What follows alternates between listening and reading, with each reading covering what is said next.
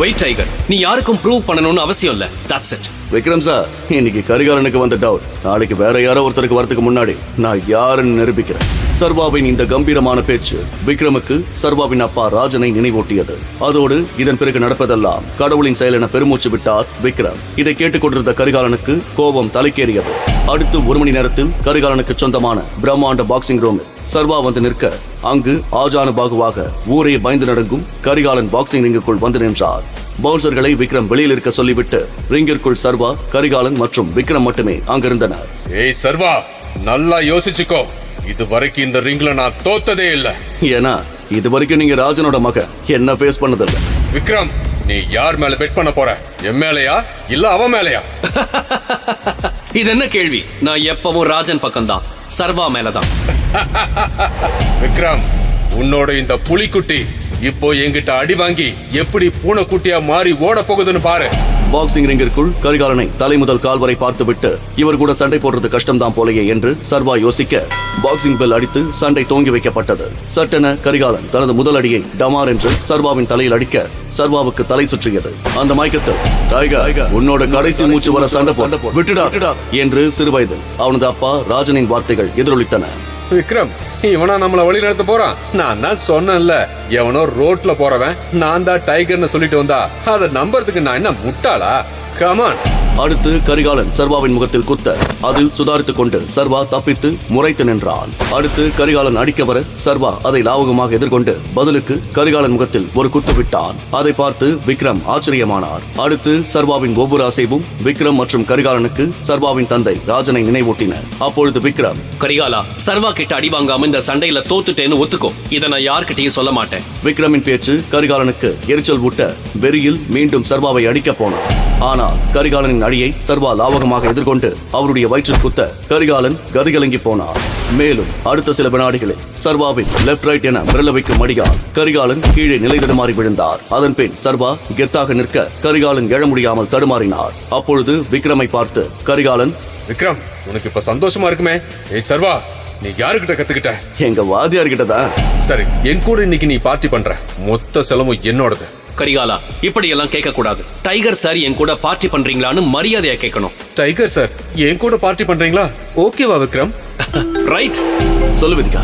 சர்வா, என்னோட பேரண்ட்ஸ் ஊர்ல இருந்து வந்துட்டாங்க. அவங்களுக்கு எல்லா விஷயமும் தெரிஞ்சிருச்சு. உன்னை பார்க்கணும்னு சொல்றாங்க. எங்க இருந்தாலும் கிளம்பி வீட்டுக்கு வா. இப்பவே வா.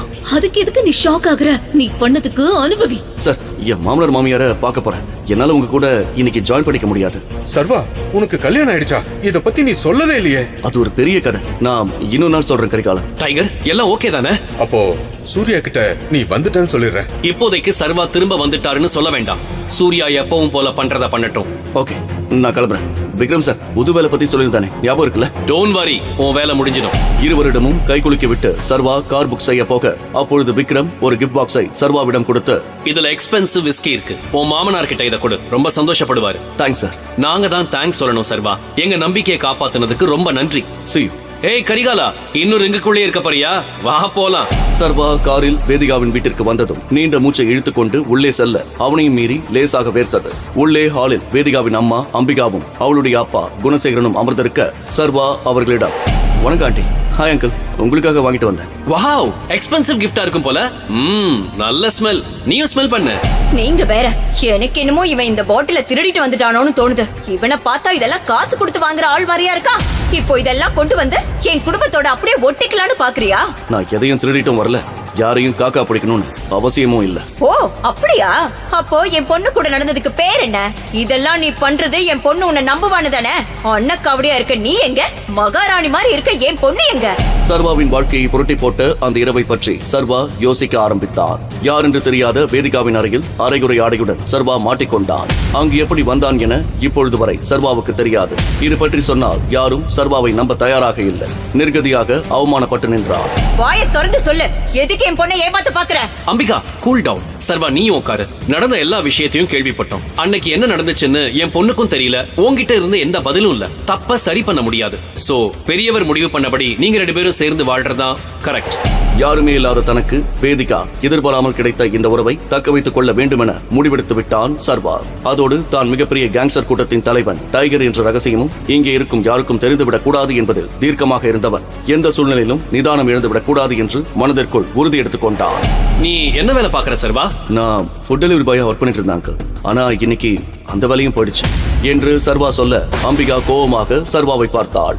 ஆனால் குணசேகரனுக்கு சர்வாவின் வெளிப்படைத்தன்மை பிடித்திருந்தது. ஓகே, ஆனா நீ வேற ஏதாவது ஒரு பெரிய வேலையா தேடிக்க பாரு. அப்பதான் உன்னால எங்க பொண்ணுக்கு சமமா இருக்க முடியும். சரி, நீ கிளம்பு. சர்வா அங்கிருந்து கிளம்ப அதற்குள் அம்பிகா கோபமாக, எவ்வளவு திமிரா போறான் பாருங்க.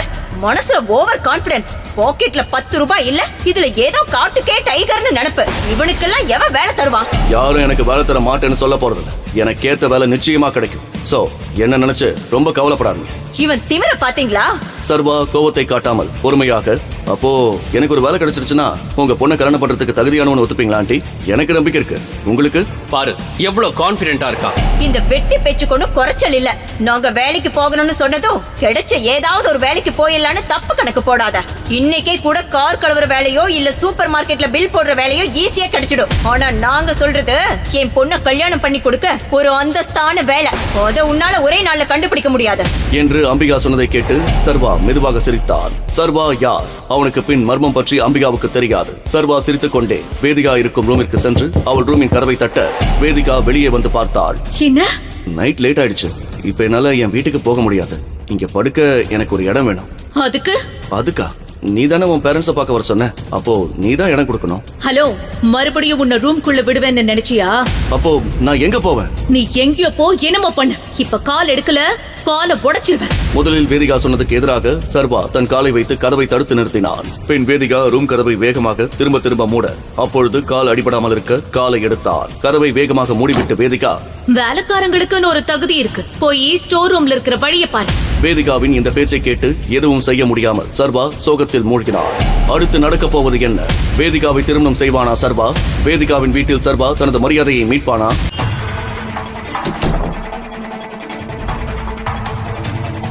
அது சரி, நான் நைட் ஃபுல்லா குடிச்சு மட்ட ஆயிட்டேன்னு ஒத்துக்கிறேன். ஆனா இவ எதுக்காக கதவை திறந்து வச்சுட்டு தூங்குனா? இதை கேட்டா லாஜிக் பேசியான்னு கேட்பா. எதுக்கு வாம்பு? இதுக்கு மேல இங்க நின்னா நமக்கு தான் அசிங்கம் என்று முடிவெடுத்த சர்வேஷ் வேதிகா சொன்னது போல சர்வன்ஸ் ரூமுக்கு வந்தான். நல்ல வேளையாக ஒரு பெட் காலியாக இருந்தது. அட்லீஸ்ட் இதாவது கிடைச்சதே என்ற நிம்மதியுடன் அந்த பெட்டில் படுத்தவன் அடுத்த நிமிடம் தூங்கிவிட்டான். அன்று ஒரு நாளில் அவன் வாழ்க்கையில் நடந்த பல்வேறு சம்பவங்களால் அவன் பாதிக்கப்பட்டிருந்தாலும் அதையெல்லாம் நினைத்து அவன் பெரிதாக அலட்டிக் கொள்ளவில்லை. அடுத்த நாள் காலை எழுந்து சீக்கிரமாக தயாரான சர்வா முதல் வேலையாக விக்ரமின் ஆபீஸுக்கு வந்தான். ஆனால் அவனை பார்த்த ஆபீஸ் செக்யூரிட்டி அவனை தடுக்கிறான். நில்லுப்பா, நீ பாட்டுக்குள்ள போனா என்ன அர்த்தம்? அவனுக்கு சர்வா பதில் சொல்வதற்குள் ஒரு விலையுறந்த கார் உள்ளே வந்தது. அதிலிருந்து இறங்கினான் தீரஜ். சர்வாவை பார்த்த தீரஜ், அட இது யாரு? பெரிய வீட்டு மாப்பிள்ளையா? உனக்கு இங்க என்னடா வேலை? ஏ செக்யூரிட்டி, இவனை உள்ள விட்ட விக்ரம் சார் உன் சீட்டை கிழிச்சிருவாரு. கண்ட கழிசடைங்க எல்லாம் வந்து போறதுக்கு இது ஒன்னும் கவர்மெண்ட் பஸ் ஸ்டாண்ட் இல்ல. உனக்கு ஒரு ஃப்ரீ அட்வைஸ் சொல்லவா? முதல்ல உன் ஸ்டேட்டஸ் என்னன்னு புரிஞ்சுக்க, அதுக்கு தகுந்த மாதிரி ஆசைப்படு. அதை விட்டுட்டு பறக்கிறத பிடிக்கிறேன்னு இருக்கிறதையும் விட்டுறாத. இல்ல நான் தெரியாம தான் கேக்குறேன், உன் அப்பா விக்ரம் சாருக்கு கார் ஓட்டுனாருன்றதுக்காக அவர் சொத்துல பாதி உனக்கு எழுதி வச்சிருவாரா? நீ எப்பவும் டெலிவரி பாய் தான். தீரஜின் பேச்சை கேட்டு சர்வாவுக்கு கோபம் வந்தது. அவன் நினைத்திருந்தால் தீரஜின் முகத்தில் தன்னுடைய பாக்ஸிங் திறமையை காட்டி அவனது திமிரான பேச்சுக்கு பதிலளித்திருக்கலாம். ஆனால் அவன் அப்படி செய்யவில்லை. அதற்கு பதிலாக தன் போனை எடுத்து விக்ரமுக்கு போன் செய்யலாம் என்று நினைத்தான் அவன். அதற்குள் அங்கே வேகமாக வந்தாள் விக்ரமின் செக்ரட்டரி கீர்த்தனா. செக்யூரிட்டி, அவரை விடுங்க. நீங்க எதுவும் சொல்ல வேண்டாம், நான் பாத்துக்கிறேன். மிஸ்டர் சர்வா, என் கூட வாங்க என்று கூறி சர்வாவை தன்னுடன் அழைத்துச் சென்றாள் கீர்த்தனா. நான் இங்கேயே வந்திருக்கேன்னு உங்களுக்கு விக்ரம் சொன்னாரா? சர்வா விக்ரமை பெயர் சொல்லி அழைத்தது கீர்த்தனாவுக்கு பிடிக்கவில்லை. அதனால் அவள் அந்த கேள்விக்கு பதிலளிக்கவில்லை. சர்வா அதை கவனித்தான். நீங்க என்னோட கேள்விக்கு இன்னும் பதில் சொல்லல. கீர்த்தனா அமைதியாக ஒரு பேப்பரை சர்வாவிடம் கொடுக்கிறாள். சர்வா அந்த பேப்பரை வாங்கி பார்க்கிறான். அந்த பேப்பரில் மேனேஜர் கேட்டகரியில் இருந்த பதவிகளுக்கு முன்னால் ஸ்டார் சைன் போடப்பட்டிருந்தது. விக்ரம் சர்வாவிடம் அந்த கம்பெனியின் மேனேஜிங் டைரக்டர் பதவியை எடுத்துக்கொள்ள சொல்லியிருந்தார். ஆனால் சர்வா இப்போதே தன்னை வெளிப்படுத்திக் கொள்ள விரும்பவில்லை. இதுல ஸ்டார் போட்டிருக்கே, அதுக்கு என்ன அர்த்தம்? ஸ்டார் போட்டிருந்ததுன்னா அந்த ஜாப்ல ஏற்கனவே ஆளுங்க இருக்காங்கன்னு அர்த்தம். அதுக்கு இப்ப ஆளுங்க தேவையில்ல. நீங்க டீ குடிக்கிறீங்களா இல்ல காஃபியா? மேனேஜர் போஸ்டுக்கு என்ன அப்பாயிண்ட் பண்ணிடுங்க. அந்த போஸ்ட்ல ஏற்கனவே ஸ்டார் போட்டிருந்தத பாத்தீங்கல்ல? அது எனக்கும் தெரியும். அந்த வேலையில ஏற்கனவே ஆள் இருக்காங்க. அது உங்களுக்கு எப்படி கொடுக்க முடியும்? அந்த எம்ப்ளாயிய கம்பெனில இருந்து வெளியே அனுப்பணும்னு நினைக்கிறீங்களா? நான் அப்படி சொல்லல. ஆனா இந்த லிஸ்ட் நீங்க தானே எனக்கு கொடுத்தீங்க. ஆமா, ஆனா லோகீர்த்தனா, இதுல என்னோட தப்பு எதுவும் இல்ல. அந்த லிஸ்ட நீங்க தான் என்கிட்ட கொடுத்தீங்க. அதுல எனக்கு பிடிச்ச வேலையை நான் செலக்ட் பண்ணிருக்கேன். இனிமே என்ன பண்ணணும்னு நீங்க பாருங்க. தன் தகுதியை நிரூபிக்கவே சர்வா மேனேஜர் பதவியை கேட்டான். கீர்த்தனாவுக்கு என்ன பதில் சொல்வதென்று தெரியவில்லை. காரணம், விக்ரம் அவரிடம் சர்வா கேட்கும் வேலையை அவனுக்கு கொடுக்கும்படி சொல்லியிருந்தார். ஓகே மிஸ்டர் சர்வா, நீங்க சொன்ன மாதிரியே பண்ணிடுறேன். நாளையில இருந்து நீங்க வேலையை ஆரம்பிக்கலாம். பெர்ஃபெக்ட் என்று செயலாக சொல்லிவிட்டு அங்கிருந்து போகிறான். கேபினில் இருந்து வெளியே வந்த சர்வாவை எரிச்சலுடன் பார்க்கிறான் தீரஜ். சர்வாவுக்கு அவன் தகுதிக்கு மீறி மரியாதை கொடுக்கப்படுவதாக நினைத்தான் அவன். சர்வா கம்பீரமாக அவனை கடந்து போவதை கடுப்பாக பார்த்துக் கொண்டிருந்தான் அவன். ஆபீஸில் இருந்து வீட்டுக்கு வந்த சர்வாவிடம் அவன் மாமியார், மாமனார், வேதிகா யாருமே ஒரு வார்த்தை கூட பேசவில்லை. வேண்டாத விருந்தாளி போலதான் அவனை பார்த்தார்கள். அதை பற்றி எல்லாம் கவலைப்படாமல் எப்போதும் போல சர்வன்ஸ் ரூமுக்கு போகிறான் சர்வா. மறுநாள் காலை விக்ரம் கொடுத்த செக்கை எடுத்துக்கொண்டு பணம் எடுக்க பேங்குக்கு வருகிறான் சர்வா. சார், நான் கொஞ்சம் கேஷ் வித்ட்ரால் பண்ணணும். ஆனால் அவன் துரதிருஷ்டம், சர்வாவை எப்போதும் மட்டம் தட்டி அவமானப்படுத்தும் பாஸ்கர் தான் அன்று கவுண்டரில் இருந்தான். டெலிவரி பாயாக இருந்தபோது அவனுக்கு பலமுறை பார்சல் கொண்டு வந்து கொடுத்திருக்கிறான் சர்வா. இப்போது சர்வா செக்குடன் வந்திருப்பதை பார்த்து பாஸ்கருக்கு சந்தேகமாக இருந்தது. செக் யாரோடது? உன்னோடதா? இந்த பேங்க்ல பெரிய அமௌண்ட் மட்டும் தான் எடுக்க முடியும்னு உனக்கு தெரியாதா? தெரியும். என்னோட செக் அமௌண்ட்டும் கொஞ்சம் பெருசுதான். இங்க கவுண்டர்ல எடுக்க முடியாது. அதான் மேனேஜரை பார்க்கணும். இதை கேட்ட பாஸ்கர் சிரிக்கிறான். அதுக்கு அவசியம் இருக்காது. செக்கை என்கிட்ட காட்டு. சர்வா செக்கை அவனிடம் கொடுக்க, செக்கில் எழுதப்பட்டிருந்த 50 கோடி என்ற தொகையை பார்த்த பாஸ்கர் கோபத்துடன் அதை சுக்குநூறாக கிழிக்கிறான். உனக்கு என்ன பைத்தியம் பிடிச்சிருக்கா? செக்யூரிட்டி, இவனை இப்பவே கழுத்தை பிடிச்சு வெளியே தள்ளுங்க. போலி செக் கொண்டு வந்து கொடுத்து பேங்கை ஏமாத்தலான்னு பாக்குறான். இவனை எல்லாம் போலீஸ கூப்பிட்டு உள்ள தள்ளணும். இழுத்துட்டு போங்க. சர்வா சொல்வதை காதில் வாங்காமல் செக்யூரிட்டி சர்வாவை பிடித்து இழுக்க, அதை பார்த்து எல்லோரும் கேலியாக சிரிக்கிறார்கள். அப்போது அதிகாரமாக ஒரு குரல் கேட்கிறது. என்ன நடக்குது இங்கே? அது கரிகாலனின் குரல். கரிகாலனை பார்த்த சர்வா அலட்சியமாக பாஸ்கரை பார்க்கிறான். கரிகாலன் கோபமாக அவர்களை நோக்கி வருகிறார். சாரி சார், நீங்க இந்த டைம்ல இங்க வருவீங்கன்னு எனக்கு தெரியாத. இவன் போலி செக் கொடுத்து எங்களை ஏமாத்த பார்த்தான். அதான் விசாரிச்சிட்டு இருந்தேன். அவனை விடுங்க. செக்யூரிட்டிகள் சர்வா மீதிருந்து கைகளை எடுக்கிறார்கள். கரிகாலன் சர்வாவை அழைத்துக் கொண்டு பேங்க் மேனேஜர் அறையை நோக்கி நடக்க, பாஸ்கரும் அவர்களை பின்தொடர்கிறார். அதை கவனித்த கரிகாலன் திரும்பி பார்த்து பாஸ்கரை முறைக்கிறான். நான் உன்னை வர சொன்னேனா? No sir. கரிகாலனின் பார்வை பாஸ்கருக்கு நடுக்கத்தை வரவழைக்கிறது. அதே நேரத்தில் கோபத்தில் கரிகாலன் தான் யார் என்று காட்டிக் கொடுத்து விடுவாரோ என்று பயந்தான் சர்வா. இவர் ஏதாவது தப்பு பண்ணியிருந்தா அதை பத்தி மேனேஜருக்கு சொல்ல வேண்டியதுதான் உன்னோட வேலை. உன் தகுதிக்கு நீயே நடவடிக்கை எடுக்க கூடாது. அப்புறம் உன் வேலைக்கு பிரச்சனை ஆகிடும். புரிஞ்சுதா? Yes sir. சர்வா, கரிகாலன் இருவரும் மேனேஜரின் அறைக்குள் நுழைகிறார்கள். அவர்கள் வந்ததை கவனிக்காமல் மேனேஜர் கம்ப்யூட்டரில் வேலை செய்து கொண்டிருக்க, கோபத்தில் கதவை வேகமாக மூடுகிறார் கரிகாலன். திரும்பி பார்த்த மேனேஜர் கரிகாலனை பார்த்ததும் அதிர்ச்சியுடன் எழுந்து நிற்கிறார். கரிகாலன் சார், நீங்களா?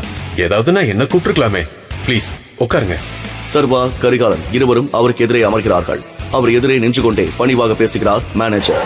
சொல்லுங்க சார், என்ன செய்யணும்? நான் ஒரு வேலையா வந்தேன். ஆனா வெளியில நடந்த காமெடியை பார்த்தது அதை பத்தி உங்ககிட்ட பேசணும்னு தோணுச்சு. சொல்லுங்க சார். இவர் யாருன்னு உங்களுக்கு தெரியுதா? சர்வாவை குழப்பமாக பார்த்த மேனேஜருக்கு முதலில் அவன் யார் என்று தெரியவில்லை. சட்டென்று சர்வாவின் கையில் அணிந்திருந்த மோதிரம் அவர் கண்ணில் பட்டதும் அதிர்ச்சியில் நிற்க முடியாமல் அவர் கால்கள் நடுங்குகிறது. கடவுளே, இவரு நம்ம டைகரா? சர்வா அருகில் வருகிறார் மேனேஜர். இவருக்கு என்ன தெரியுமா? இவர் யாரு? நீங்க சேர்மனா இருக்கிற ஹவுஸ் ஆஃப் டைகர் சாம்ராஜ்யத்துல தான் இவரும் வேலை செய்யறாரு. சர்வாவால் இதை நம்பவே முடியவில்லை. பாஸ்கர் யாருக்காக வேலை செய்தானோ அந்த மேனேஜர் சர்வாவுக்காக வேலை செய்கிறார். மேனேஜர் சர்வாவின் முன்னால் கைகோப்பி நிற்கிறார். டைகர், முதல்ல என்ன மன்னிச்சிருங்க. நீங்க இங்க வந்து ரொம்ப நேரமாச்சா? நான் உங்களுக்கு என்ன செய்யணும்? முதல்ல இப்படி ரியாக்ட் பண்றதை நிறுத்துங்க. இப்போதைக்கு உங்களுக்கும் இவருக்கும் தவிர வேற யாருக்கும் நான் டைகர்னு தெரியக்கூடாது. Okay sir. டைகர், உங்களை பார்த்ததுல ரொம்ப சந்தோஷம். நீங்க வந்துட்டீங்கல்ல, இனி நாங்க தைரியமா இருப்போம். நம்ம எதிரிங்களுக்கு ஒரு பாடம் கத்து கொடுக்கலாம். அதெல்லாம் அவரு பார்த்துப்பாரு. ஆனா அதுக்கு முன்னாடி நீங்க உங்களோட வேலைக்காரங்களுக்கு ஒரு பாடம் கத்து கொடுக்கணும். நான் கத்து கொடுக்க ஆரம்பிச்சேன்னா என்ன ஆகும்னு உங்களுக்கு தெரியும் என்று சொன்ன கரிகாலன் பாஸ்கர் செய்த அனைத்தையும் சொல்ல மேனேஜர் கோபமடைகிறார். அதே நேரத்தில் ஒரு ரகசியமான இடத்தில் சர்வாவுக்கு எதிரான ஒரு பயங்கரமான சதி திட்டம் தீட்டப்பட்டுக் கொண்டிருந்தது. ஹிந்தி பட வில்லன் மாதிரியான தோற்றத்தில் படுஸ்டைலாக இருந்த ஒரு மர்ம நபருடன் மிக நெருக்கமாக இருந்தால் அந்த கவர்ச்சியான இளம்பெண். இப்பதான் இன்ஃபர்மேஷன் வந்துச்சு. Tiger has return. அந்த இளைஞன் சிகரெட் பிடித்தபடி யோசிக்கிறான். அந்த கவர்ச்சியான இளம்பெண் தன் துப்பாக்கியை எடுக்கிறாள். முடிச்சிடவா? வேண்டாம், இப்பதானே வந்திருக்கான், கொஞ்சம் விளையாடட்டும். ஆட்டத்தை ஆரம்பிச்ச உடனேயே முடிச்சிட்டா இன்ட்ரெஸ்ட் இருக்காது. நேர வரும்போது சொல்றேன், குறி வச்சா தப்பக்கூடாது. டைகர். அடுத்து நடந்தது என்ன? சர்வாவிடம் மோசமாக நடந்து கொண்ட பாஸ்கருக்கு பேங்க் மேனேஜர் என்ன தண்டனை கொடுத்தார்? சர்வாவை கொல்ல ரகசியமாக திட்டம் தீட்டும் அந்த மர்ம நபர் யார்? அவனுடன் இருக்கும் அந்த கவர்ச்சியான இளம் பெண் யார்? அந்த மர்ம நபருக்கும் சர்வாவுக்கும் என்ன தொடர்பு? சர்வாவின் மோதிரத்தில் மறைந்திருக்கும் அந்த மர்ம ரகசியம் என்ன? அந்த மோதிரத்தை பார்த்து பெரிய பெரிய ஆட்களை பயந்து நடுங்குவதையே. சர்வாதான் டைகர் என்ற ரகசியம் வேதிகாவுக்கோ அவள் குடும்பத்துக்கோ தெரிந்தால் என்ன நடக்கும்? அப்பாவி இளைஞன் கொண்டு வந்த 50 கோடி ரூபாய் செக்க கிழித்து போட்ட திருடன், பிச்சைக்காரன் என்று அவமானப்படுத்திய பேங்க் மேனேஜரை காலில் விழுந்து மன்னிப்பு கேட்க வைத்த சாதாரண டெலிவரி பாய் இளைஞன். வாங்க, பல்லாயிரக்கணக்கானவங்க கேட்டு ரசித்த பிளாக் பஸ்டர் கதையை இலவசமா கேட்கலாம். பாஸ்கர், பாஸ்கர், என்ன வேலை பண்ணி வச்சிருக்க? உடனே கேபினுக்கு வா என்று பாஸ்கரை வர சொல்லி உத்தரவிட்டார். எதுக்கு உள்ள கூப்பிடுறாரு என்று யோசித்துக் கொண்டே உள்ளே சென்ற பாஸ்கர், ஏன் சார் வர சொன்னீங்க? Any problem? ப்ராப்ளமா? நீ பண்ணது தாண்டா ப்ராப்ளம். யார கேட்டு அவரோட செக்க கிழிச்ச? உனக்கு ஏதாவது அறிவு இருக்கா? ஐயோ சார், நீங்க தான் அவனை தப்பா புரிஞ்சுட்டு இருக்கீங்க. அவன் ஒரு சாதாரண டெலிவரி பாய். அவன் எனக்கு நல்லா தெரியும். என்கிட்டயே ஃபேக் செக் கொடுத்து ஏமாத்த பார்த்தான். அதான் கிழிச்சு போட்டேன். பாஸ்கர் சொன்னதை கேட்டு சர்வா கைகளை கட்டிக்கொண்டு அவனை பார்த்து சிரித்தான். ஒன்றதெல்லாம் பண்ணிட்டு போய் வர சொல்றியா? அந்த செக்க யார் கொடுத்ததுன்னு தெரியுமா? இந்த ஊரிலேயே மிகப்பெரிய பிசினஸ்மேன் விக்ரமன். அவர் கொடுத்து விட்ட செக்க தான் இப்படி அறிவுகட்டத்தனமா கிழிச்சு போட்டிருக்க என்று அதீத கோபத்தில் மேனேஜர் கத்தவும் பாஸ்கருக்கு இதய துடிப்பே நின்று விட்டது. என்னால இத நம்பவே முடியல சார். நீ ரொம்ப ஈஸியா அவரோட செக்க கிழிச்சு போட்டல. நீ இப்படி பண்ணின விஷயம் மட்டும் அவருக்கு தெரிஞ்சது, உன்னையும் நார் நாரா கிழிச்சு தொங்க விட்டுருவாரு. சார் சாரி சார், நான் தெரியாம பண்ணிட்டேன். எப்படியாவது என்ன இதுல இருந்து காப்பாத்துங்க சார், எனக்கு பயமா இருக்கு. முட்டாள், முதல்ல போய் நீ கிழிச்சு போட்ட செக்க எடுத்துட்டு வா. அத டேப் போட்டு ஒட்டு. சார் எப்படி சார் பாசிபிள்? முடியாதுன்னா உனக்கு இங்க வேலை இல்ல. இன்னைக்கு நான் உன்னை ஃபயர் பண்றேன். கிளம்பு. ஐயோ சார், நான் பண்றேன் சார், 1 மினிட் என்று கூறி வேகமாக கேபினுக்கு ஓடி வந்து கீழே கிடந்த கிழிந்த செக்கை பொறுக்கி அள்ளினான். சர்வா அமைதியாக நடப்பதையெல்லாம் பார்த்துக் கொண்டிருந்தான். பின் வேகமாக உள்ளே வந்த பாஸ்கர் தான் கிழித்து போட்ட அனைத்தையும் டேபிள் மீது வைத்தான். சின்ன சின்ன பீஸாக கிடந்த அதை எப்படி ஒட்டுவது என்றே அவனுக்கு புரியவில்லை. அதை ஒட்டுவதற்கு டேப்பை எடுத்துக்கொண்டு, கடவுளே, என் வேலையை நீதா காப்பாற்றணும் என்று மனதிற்குள் வேண்டியபடி ஓரக்கண்ணில் சர்வாவையும் அவ்வப்போது பார்த்தபடி அந்த செக்கை ஒட்ட ஆரம்பித்தான். டைகர், சொல்லுங்க, நம்மளோட அடுத்த மூவ் என்ன? சர்வா பதில் சொல்லும் முன் கரிகாலன் பேச ஆரம்பித்தார். இப்பதான் டைகர் திரும்பி வந்திருக்காரு. ஆனா சூர்யா திரும்பி வர்ற வரைக்கும் நாம எந்த மூவும் பண்ண போறது கிடையாது. ஆமா, சார் சொல்றதும் சரிதான். டைகர், புலிகள் கூட்டத்துக்குள்ள ஒரு நரி நுழைஞ்சிருக்கு. அதுதான் நம்மள பத்தின எல்லா இன்ஃபர்மேஷனையும் எதிரிகிட்ட கொடுத்துட்டு இருக்கு. அது யாருன்னு கண்டுபிடிக்கிற வரைக்கும் நாம ரொம்ப ஜாக்கிரதையா இருக்கணும். நரியா? யூ மீன் இந்த கேங்லயே ஒரு ஸ்பை இருக்கான்னு சொல்றீங்களா? ஆமா டைகர், சூர்யா திரும்பி வந்ததும் இத பத்தின டீடைல்ஸ் உனக்கு சொல்லுவான். ஆனா அது வரைக்கும் நீ உன்னோட அடையாளத்தை வெளியே காட்டாம இருக்கிறது தான் நல்லது. அண்ட் உன் அப்பாவோட கொலைக்கு பின்னாடி இருக்கிற ஆளுக்கும் அந்த ஸ்பைக்கும் நிச்சயமா சம்பந்தம் இருக்கணும். சர்வாவோ, அதான் எனக்கு யாருன்னு தெரியுமே. கூடவே இருந்து குழி பறிச்சது ராணா. இப்ப அவன் அப்பம் பண்ண தப்ப எல்லாம் மறைச்சிட்டு நாடகம் போட்டுட்டு இருக்கான். அவன் மகன் சூர்யா என்று நினைக்க நினைக்க கோபமாய் வந்தது அவனுக்கு. இவங்கெல்லாம் இன்னமும் ராணாவை ரொம்ப நல்லவன் நம்பிட்டு இருக்காங்களே, அவன் துரோகின்னு இவங்களுக்கு தெரியப்படுத்தணும் என்று நினைத்து நிஜமாக வருத்தப்பட்டான் சர்வா. நான் இன்னும் இந்த குரூப்ல யார் யாரெல்லாம் மீட் பண்ணணும்? நம்மளோட க்ளோஸ் குரூப்ல சூர்யா, விக்ரமன் சார், திவாகர் சார், கரிகாலன், ஐ மீன் நான், பாரிவேந்தன், சக்கரவர்த்தி, அப்புறம் ஆலியா. ஆலியாவா? இந்த டீம்ல பொண்ணுங்க கூட இருக்காங்களா என்று சர்வா ஆச்சரியமாக கேட்டான். எஸ், இதுக்கு முன்னாடி ஆலியாவோட அம்மா தான் அந்த பொசிஷன்ல இருந்தாங்க. 1 இயருக்கு முன்னாடி அவங்க இறந்ததுனால ஆலியா அவங்களோட இடத்துக்கு வந்துட்டான். அப்புறம் நீ நினைக்கிற மாதிரி அவ சாதாரண பொண்ணு கிடையாது. அவ ஒரு நெருப்பு சூறாவளி. ஆலியா மாதிரி ஒரு பொண்ண நீ கண்டிப்பா இதுக்கு முன்னாடி உன் வாழ்க்கையில பாத்திருக்கவே மாட்டேன். அறிவு, அழகு, ஆட்டிடியூடுன்னு இது 3 அவகிட்ட அதிகமாவே இருக்கும் என்று கரிகாலன் ஆலியாவை பற்றி பில்டப் கொடுத்து கொண்டே போக அந்த பெண்ணை பார்க்க வேண்டும் என்ற ஆவல் சர்வாவிற்கு அதிகமானது. சர்வாவின் முகத்தை வைத்தே அவனது ஆச்சரியத்தை புரிந்து கொண்ட கரிகாலன், பிடிவாதான் அவளோட பிறவி குணம். ஒரு விஷயத்துல அவ கமிட் ஆனா அதை முடிக்காம வெளியே வரமாட்டான். இந்த குரூப்ல அவ ஒரே ஒரு பொண்ணா இருந்தாலும் இங்க பல ஆம்பளைங்களால சாதிக்க முடியாதத அவ சாதிச்சிருக்கா. கெட்டிக்காரி. நீ எக்காரணத்தை கொண்டும் அவளை ஒரு சாதாரண பொண்ணு தானேன்னு மட்டும் தப்பு கணக்கு போட்டுறாத. இதெல்லாம் உன்னோட நல்லதுக்கு தான் சொல்றோம். அதிலிருந்து சர்வாவிற்கு ஒரு விஷயம் மட்டும் புரிந்தது. கரிகாலனே ஏத்துக்கிறதுக்கு பெரிய ஆட்டம் ஆடிட்டாரு. இந்த பொண்ணுக்கு இவரே இவ்வளவு பில்டப் கொடுக்கறத பார்த்தா அவளும் அவ்வளவு சீக்கிரம் என்ன அக்செப்ட் பண்ண மாட்டா. பட் இந்த சேலஞ்ச் எனக்கு பிடிச்சிருக்கு. சீக்கிரம் அந்த பொண்ணை மீட் பண்ணணும் என்று மனதில் எண்ணிக்கொண்டவனுக்கு நிச்சயம் அடுத்ததாக ஆலியாவை கன்வின்ஸ் செய்வதுதான் தன்னுடைய மிகப்பெரிய டாஸ்காக இருக்க போகிறது என்பதை உறுதி செய்து கொண்டான். சீக்கிரமே ஆலியாவை மீட் பண்றதுக்கான வாய்ப்பு உங்களுக்கு கிடைக்கும். ஆனா அவளை நீங்க எப்படி கன்வின்ஸ் பண்ண போறீங்கன்னு தான் எனக்கு தெரியல. நீ ரொம்பலாம் யோசிக்காத திவாகர், அதெல்லாம் டைகர் பார்த்து பாரு. நானும் இப்படித்தான் முரண்டு பிடிச்சேன். ஆனா டைகர் என்ன ஒரே நாக் அவுட்ல கன்வின்ஸ் பண்ணல. அதே மாதிரி டைகரோட உண்மையான பவரை பார்த்ததுக்கு அப்புறம் கண்டிப்பா அவளும் புரிஞ்சுக்குவா என்று கரிகாலன் கூற மேனேஜர் அவரை ஆச்சரியமாக பார்த்தார். டைகர் கூட ரிங்ல சண்டை போட்டீங்களா சார்? ஆமா, ரொம்ப நல்ல சண்டை அது. வாழ்க்கையில என்னால அதை மறக்கவே முடியாது. உங்களுக்கு எவ்வளவு பணம் வேணும்னு சொல்லுங்க டைகர், நான் இப்பவே உங்களுக்கு அரேஞ்ச் பண்ணி கொடுக்கறேன். இப்போதைக்கு 1 கோடி கேஷ் வேணும். மிச்சம் இருக்கிற 49 கோடியை என்னோட புது அக்கவுண்ட்ல டிரான்ஸ்ஃபர் பண்ணிடுங்க. கண்டிப்பா டைகர். மேனேஜர் அந்த அறையை விட்டு வெளியே போனதும் எனக்கு இந்த ஆலியாவை பத்தின டீடைல்ஸ் வேணும். பண்றேன் டைகர், ஆனா எக்காரணத்தை கொண்டும் அவளை கோவப்படுத்துற மாதிரி எதுவும் பண்ணிடாத. அண்ட் வெரி இம்பார்ட்டன்ட், அவளை கிண்டல் பண்ணா அவளுக்கு சுத்தமா பிடிக்காது. யார் என்னன்னு பார்க்காம அந்த இடத்துல போட்டு தள்ளிடுவான் என்று சொல்ல ஆலியாவின் கேரக்டர் மேலும் மேலும் இன்ட்ரெஸ்டாக மாறிக்கொண்டே போவதை பார்த்து சீக்கிரமே அவளை மீட் பண்றேன் என்று சர்வா கூறினான். அப்புறம் உனக்கு ஒரு கார் ரெடி பண்ணணும். நான் என்னோட மேனேஜர் கிட்ட இன்ஃபார்ம் பண்றேன். இப்பவே குளோபல் மோட்டார்ஸ்க்கு போ.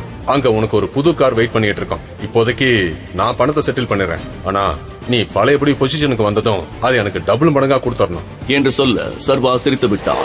பின் அவன் தனியாக கிளம்பி குளோபல் மோட்டார்ஸுக்கு வர அவசரத்தில் அவர் எந்த காரை புக் பண்ணியிருக்கிறார் என்று கேட்க மறந்து விட்டான். ஆனால் அவன் ஷோரூம் உள்ளே சென்ற பொழுது மேனேஜர் அவனுக்காக வெயிட் பண்ணி கொண்டிருப்பது தெரிய சர்வாவிடம் வேகமாய் வந்தவர், மிஸ்டர் சர்வேஸ்வரன் என்று கேட்க, எஸ் ஐ எம் சர்வேஸ்வரன் என்று அவன் கூற, அவன் எப்படி இருப்பான் என்று கரிகாலன் ஏற்கனவே சொல்லிவிட்டதால் மேனேஜர் ஆச்சரியப்படவில்லை. ஏன் கூட வாங்க சார் என்று பின்னால் இருந்த கராஜுக்கு அழைத்து செல்ல அங்கே பல எக்ஸ்பென்சிவான கார்கள் நின்று கொண்டிருந்தது. அதில் சற்று பழையதாகவும் நிறைய அடி வாங்கியபடியும் நின்ற ஒரு கார் அருகில் மேனேஜர் அழைத்து வர முதல் பார்வையிலேயே அது எக்ஸ்பென்சிவான ஒரு கார் என்று சர்வா கண்டுகொண்டான். வேண்டுமென்றே அதை பழையது போல் மாற்றி அமைக்க சொல்லியிருந்தார் கரிகாலன். அவருடைய திட்டத்தை பார்த்து சர்வா உள்ளுக்குள் மெச்சிக்கொண்டான். அவனுடைய டேஸ்டுக்கு அந்த கார் பக்காவாய் ஒத்துப்போக மேனேஜர் பவ்யமாய், சார் நீங்க காரை டெஸ்ட் டிரைவ் பண்ணி பாக்குறதுனா பாருங்க, நான் பேப்பர்ஸ் எடுத்துட்டு வந்துடுறேன் என்று சொல்லி செல்ல சர்வாவும் டிரைவர் சீட்டில் அமர்ந்து அந்த காரை ஸ்டார்ட் பண்ண, ஹாய் என்று விண்டோ பக்கம் இருந்து ஒரு குரல் வந்தது. சர்வா சட்டென்று திரும்பி பார்த்தான். அங்கு வேதிகாவின் பெஸ்ட் ஃப்ரெண்ட் ஷிபானி நின்றிருந்தாள். சிவப்பு நிற கிராப் டாப், காதில் சின்னதாக டைமண்ட் ஸ்டட், தோளில் சீலிங் பேக் என ஆள் வெஸ்டர்ன் ஸ்டைலில் அட்டகாசமாக இருந்தாள். விக்ரமனின் பார்ட்டியில் அவளும் வேதிகாவும் மிகவும் நெருக்கமாக இருப்பதை சர்வா கவனித்திருந்தான். ஆனால் வேதிகா சர்வாவை அவளுக்கு அறிமுகம் செய்து வைக்கவே இல்லை. பார்ட்டி முழுவதும் தன்னை ஷிவானி சந்தேக கண்களோடு பார்ப்பதை சர்வா நன்றாகவே நோட்டீஸ் செய்திருந்தான். அவள் சர்வாவை பார்த்த விதம் மிகவும் விசித்திரமாக இருந்தது. ஹே, நீங்க வேதிகாவோட ஃபியான்சி சர்வா தானே? நீங்க இந்த காரை வாங்க போறீங்களா? உங்களுக்கு என்ன தெரியுமா? என்ன சார் ஒண்ணுமே தெரியாத மாதிரி கேக்குறீங்க? நான் வேதிகாவோட பெஸ்ட் ஃப்ரெண்ட். உங்களை பத்தி எனக்கு தெரியாம இருக்குமா? முதல்ல நான் கேட்ட கேள்விக்கு பதில் சொல்லுங்க. நீங்க கார் வாங்க வந்திருக்கீங்களா? என்னால நம்பவே முடியலையே. வேதிகா நீங்க ரொம்ப புவர்னு சொன்னா, ஆனா நீங்க எப்படி இங்க இருக்கீங்க? ஆஹா, இவகிட்ட வாயை கொடுத்து என் வாழ்க்கைய புண்ணாக்கிக்க கூடாது. ஆமாங்க, நான் போறதான். இது என்னோட கார் இல்ல, என் பாஸோடது. அவர் புக் பண்ணதை எடுத்துட்டு போகதான் நான் வந்திருக்கேன். நிஜமாவா சொல்றீங்க? என்ன பார்த்தா போய் சொல்ற மாதிரி இருக்கா? அப்படி இல்ல. சரி, நம்ம ஒண்ணு பண்ணலாம். நான் இப்பவே வேதிகாக்கு போன் பண்ணி இங்க வர சொல்றேன். என்ன பண்றீங்க நீங்க? அதான் சொல்றேன்ல, இது என் பாஸ் காரணம். அது எதுக்கு வேதிகா பார்க்கணும்? அவளை எதுக்கு டிஸ்டர்ப் பண்ணிக்கிட்டு? ஓகே, அவளுக்கு நான் கால் பண்ணாம இருக்கணும்னா நீங்க எனக்கு ட்ரீட் கொடுக்கணும், ஓகேவா? என்று சொல்லிவிட்டு அவளும் காரில் ஏறி அமர்ந்தாள். அவள் பேசும் விதமும் அவளது நடவடிக்கைகளும் வித்தியாசமாக இருந்தாலும் சரி வாங்க என்று கூறினான் சர்வா. அதே நேரம் மேனேஜரும் காரின் டாக்குமெண்டோடு வந்துவிட பேப்பர் ஒர்க்கை எல்லாம் முடித்துவிட்டு சர்வா ஷிவானியோடு அங்கிருந்து கிளம்பினான். அவளை நேரடியாக விக்ரமனின் விஸ்தார ஹோட்டலுக்கே அழைத்துச் சென்றான் சர்வா. அவளோ செல்லும் வழியெல்லாம் அவனைத்தான் ஓரக்கண்ணில் பார்த்துக் கொண்டிருந்தாள். சர்வாவுக்கு அவள் தன்னிடம் என்ன எதிர்பார்க்கிறாள் என்று புரியவில்லை. ஹோட்டலுக்கு வந்ததும் காரை பார்க் பண்ணியவன் கீழே இறங்குவதற்கு முன்பே விக்ரமனிடமிருந்து கால் வந்ததும் எடுத்து விட்டான். என்னாச்சு டைகர்? நம்ம ஹோட்டலுக்கு வெளியே உன் கார் நிக்குது. ஒன்னும் பிரச்சனை இல்லையே? பிரச்சனை எல்லாம் எதுவும் இல்ல அங்கிள். என் ஃப்ரெண்டு கூட லஞ்ச் சாப்பிட வந்திருக்கேன். ஓகே, நீ மேல என்னோட ஆபீஸ்க்கு வா. நான் உனக்கு என்னுடைய விஐபி கார்டை கொடுக்குறேன். So both of you can get a VIP treatment. Okay uncle என்று சர்வா போனை கட் பண்ணியவன் ஷிவானியிடம் தனக்கு ஒரு முக்கியமான வேலை இருக்கிறது, அதை முடித்துவிட்டு வருகிறேன் என்றவன் விக்ரமின் ஆபீஸுக்கு சென்றுவிட ஷிவானி அவனுடைய ஒவ்வொரு செயலையும் நுணுக்கமாக கவனித்தாள். லிப்டில் சர்வா அழுத்திய ஃப்ளோர் பட்டனை வைத்தே அவன் விக்ரமின் ஆபீஸுக்கு தான் செல்கிறான் என்று அவளுக்கு புரிந்து போக ஷிவானிக்கு சர்வா மீது இருந்த சந்தேகம் மேலும் அதிகமானது. நிஜமாவே இந்த சர்வேஸ்வரன் யாரு? அவன் ஏதாவது உண்மையை மறைக்கிறானா என்று தன்னையை கேட்டுக்கொண்டாள். பல சுவாரஸ்யங்களும் பரபரப்பான திருப்பங்களும் நிறைந்த இந்த தொடரை கேட்க உடனே இன்ஸ்டால் பண்ணுங்க பாக்கெட் FM டைகர் ரிட்டர்ன்ஸ்.